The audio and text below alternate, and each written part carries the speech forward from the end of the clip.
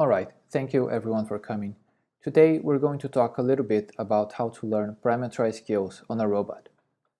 Before I formally introduce parameterized skills, I'm going to give you a few examples of what these skills are and why we think they're useful.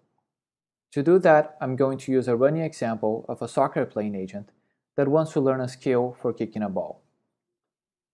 During a soccer game, an agent may need to execute not only a single type of kick, but several different kicks with different properties that it can change, both very concrete properties like the force used when kicking, but also abstract properties, for example, how a kick trades off accuracy and power.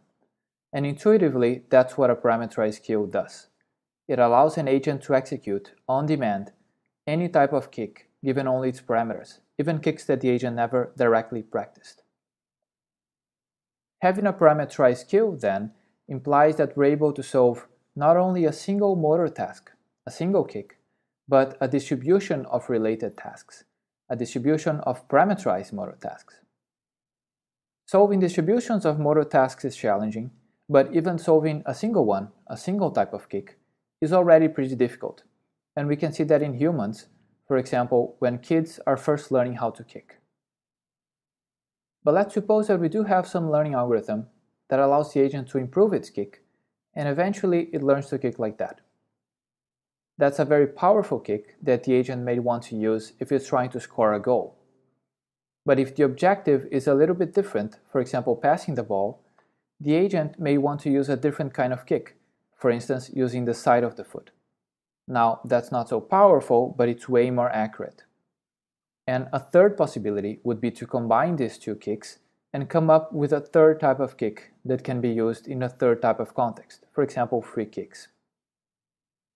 The point here is that when we talk about a parameterized skill for kicking, we're not talking about being able to execute any one specific type of kick. Instead, we're talking about being able to execute, on demand, any types of kick with any parameters, even ones that the agent never directly practiced. In this work, we'll evaluate our method on an iCub robot. The iCub is a humanoid robot designed to have the same dimensions as a 4-year-old kid. Our goal is going to be to get the iCub to learn a whole body parameterized throwing skill with very few examples. We'll talk more about this domain later on in the talk. Continuing with the previous example, let's suppose we're varying just two parameters of a kick, its force and desired direction. One way that we could learn this set of related kicks is to learn a single policy for each possible combination of force and direction. That's clearly not feasible because there's an infinite number of possible combinations. Instead, what we would like to do is to learn just a few good policies for a few specific kicks, and based on this, to construct a single general skill for kicking that can be parameterized in this case by desired force and direction. A little bit more formally, what we have is an agent that is presented with a set of tasks, for example kicks, coming from some distribution of tasks. Each task is described by a set of parameters. For any task, we can always learn a policy that solves it by using some policy search algorithm that we choose. Also, we assume that policies are described by n numbers, n parameters. Our goal, then, is to construct a parameterized skill that maximizes performance not over a single task, but over the entire distribution of possible tasks. For example, the distribution of all possible kicks that may be needed during a game. To do that, we need a procedure that can generate, on demand, policies for solving any new tasks, even ones that the agent never practiced. And to do that, we introduce the idea of a parameterized skill. A parameterized skill is a vector function that maps task parameters to policy parameters. So you give it a task, and it gives you back the policy you should use to solve that task. Remember how a policy for a given task is described by n numbers.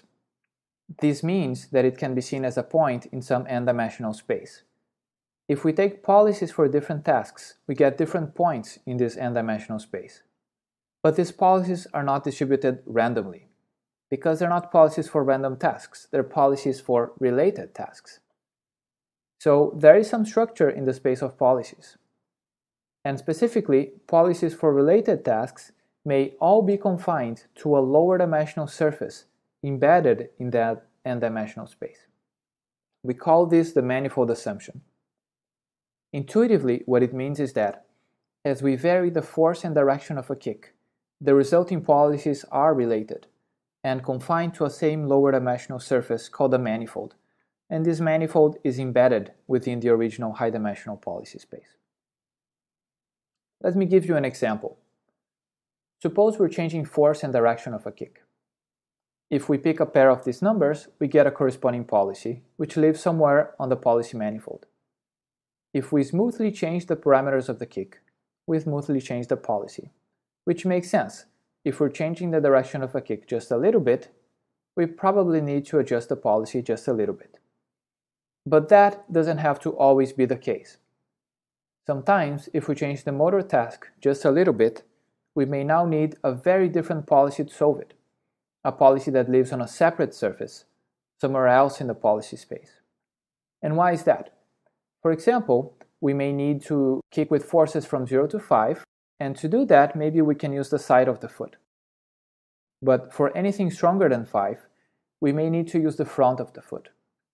So we changed the task parameters just a little bit, but now we need a qualitatively different policy, a qualitatively different type of kicking movement. It's going to be very important for our method to estimate how many of these separate surfaces exist, and also, given a task, for example, the type of kick we want to execute, to which surface its policy most likely belongs.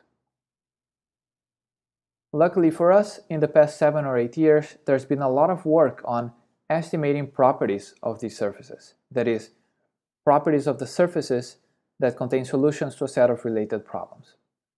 These are called manifold learning methods, and we will make use of them to develop a parameterized skill framework.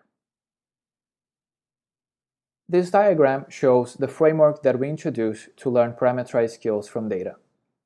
The first thing we need to know is over how many different surfaces the policies for our tasks are distributed. In this example, there are 3 surfaces, which could represent, for instance, 3 qualitatively different types of kicking movements. The way this quantity is estimated is via a manifold analysis algorithm. The next step is, given the parameters of a task, to estimate to each manifold, to each surface, the corresponding policy belongs. This is done by a procedure that we call chi. Chi of tau maps a given task tau to the surface or manifold that most likely contains the policy that solves it. And finally, we need to model each one of the surfaces. Again, these are surfaces that model how policy parameters change as we change the task. If we have access to these models, we can then plug into them the parameters of the task we want to solve and obtain the corresponding policy. These surface models are learned via a set of nonlinear regression models. To summarize, then, our method first runs a manifold analysis to estimate properties of the policy space, such as the number of surfaces where policies for related tasks live. And then, it learns to classify a given task into one of the disjoint surfaces that most likely contains the policy for solving it. Finally, it needs to estimate a model of each surface so that it can predict policy parameters from task parameters. I'll give more details on how we instantiate this framework in the ICRA domain in a few minutes. In this work, we evaluate our method on an ICRA robot tasked with learning a whole body, overhand, parameterized throwing skill. This is similar to a simplified baseball pitch. The domain we developed is the following. The robot holds a plastic ball, and we place targets, in this case plastic bottles, anywhere in front of it. The robot has to then execute a whole body movement that implements an accurate throw and hits any given targets of interest, even ones on which it never practiced before. This is the setup that we have. Again, an ICUB holding a plastic ball and using a parameterized skill to predict novel whole body throwing movements to hit novel target positions, after having practiced on just a few example targets. You can find more details in the paper of how exactly we designed each of the components of our framework. so that we could construct this type of throwing skill on the ICUB.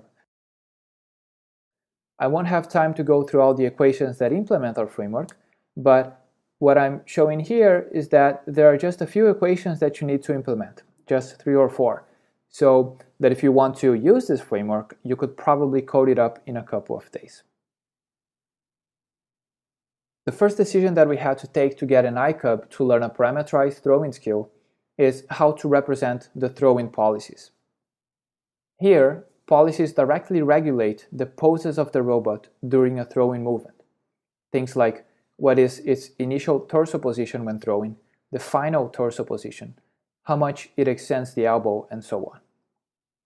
As we said though, we are interested in an overhand, whole body throwing motion, and the way that we specified this was by showing the robot by demonstration a base policy for throwing. This was done by using learning from demonstration techniques.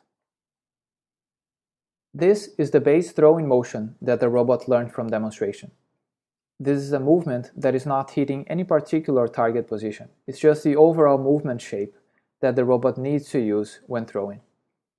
It's the job of the parameterized skill to modify this base movement so that it can accurately hit any target positions, including novel ones on which the robot never practiced directly. To construct a skill, the robot first needs to practice on a few sample targets. Here we show the robot practicing on a fixed target in the middle of the board. We used a policy search algorithm called pi-square. And you can see that the robot keeps practicing until it eventually learns a policy for hitting that particular target. To construct the skill, the robot needs to practice on a few randomly selected targets. Not many, maybe just 5 or 6. And that's what we show here. The robot is practicing on targets on the far right, on its left, very far away from it, sort of in the middle of the board, and so on. It practices on those few selected targets, learns the corresponding policies, and then uses those policies as inputs to our framework. Our framework uses this data to create models of the policy manifold, which describe how throwing policies change as we change the target positions. Let me show you how the manifolds learned by our framework look like. On the vertical axis, we show policy parameters. On the horizontal axis, we show task parameters, possible coordinates of targets. This surface models how throw-in policies change as we change task parameters, that is, the positions of targets. The relation between changes in task and policy parameters is clearly nonlinear and it's not trivial, but the point is that there is a pattern. And that's all we need so that we're able to generalize a few sample motor tasks and infer how to solve novel tasks, given only parameters describing them. I'm not going to have the time to describe the performance graphs here, but you can find more details in the paper. What I will show you is how the learned skill actually performs in real life. We allow the robot to practice on just a few random targets, just 5 or 6, and then use the learned policies as inputs to our framework, which learned a general parameterized throwing skill. Here you can see a few examples of that skill being used to hit novel target positions. These are policies being directly predicted by the skill, on the fly, before any further learning, and for hitting novel target positions. You can see that the throws are pretty accurate. Not all of them are perfect. Sometimes the robot misses the targets by a little bit, but even when it does miss, it's by, on average, at most 6 centimeters. The point here is not that we get perfect throws, but that we can quickly obtain pretty good initial policies for solving novel motor tasks. And if we think that those throws are not accurate enough, we can always further refine them using a learning algorithm. To conclude, let me summarize what we believe our main contributions are. We have proposed a framework for learning parameterized skills on a robot using few training examples. Parameterized skills are useful because they can provide us with pretty good solutions for novel tasks, on demand, without requiring the robot to stop what it's doing to practice those tasks, and also by using very few examples. In this application, just 5 or 6 were enough. And finally, and perhaps most importantly, we think that parameterized skills are useful not because we really want to learn how to throw plastic balls, but because these skills can now be seen as primitive, adjustable actions that are available to a higher level planning algorithm. This higher level algorithm can now assume that these adjustable actions are available to it and plan in a way that abstracts away low-level details of control, like torques of a robot.